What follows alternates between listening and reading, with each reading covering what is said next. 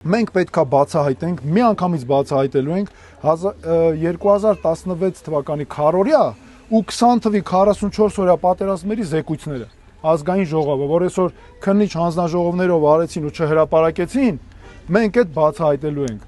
Այդտեղից պետքա մեր ժողովուրդը իրավունք ունի ստանալու պատասխաններ։ Ու մենք պետք է ամեն ինչ անենք, որ ժողովուրդը ունենա այդ պատասխանները։ Մեր պետությունը խնդրեմներից մեկը ինչ ա եղել։ Լիքը բան միշտ գաղտնի ա եղել ժողովրդից։ Հանելուկներ են եղել,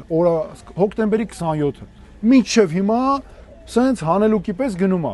Մենք օրինակ մեր ծրագրով ենք այդ արխիվներն էլ ենք բացելու։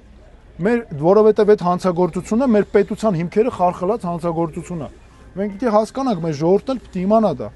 Եվ այդ պատերազմական այդ քննիչ հանձնաժողովներն էլ նույնպես պիտի հրապարակվեն։ Այստեղ մեր անհայտ կորած տղերքի ծնողները հարցեր ունեն լիքը, ընտանիքները, մեր գերիների,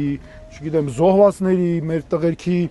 մեր հերոսների ընտանիքները հարցեր ունեն, մեր զինվորականների համար է շատ կարևոր, որովհետև այսօրվա իշխանությունը ինչ է անում։ Ինքը իր վրայից հանցագործությունները, այդ խախտումները մաքրում է։ Անընդհատ գցում է զինվորականների վրա, քրեական գործերը հարուցում, չէ, զինվորականը հա կարող է կան մեղավորներ, դա չենք կարա բացառենք։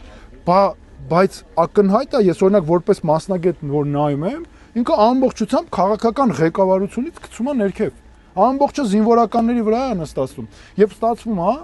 պատերազմի արդյունքը մենակ բաներն էին, զինվորականներն էին մեղավոր։ Այսինքն բանակի հետ գալով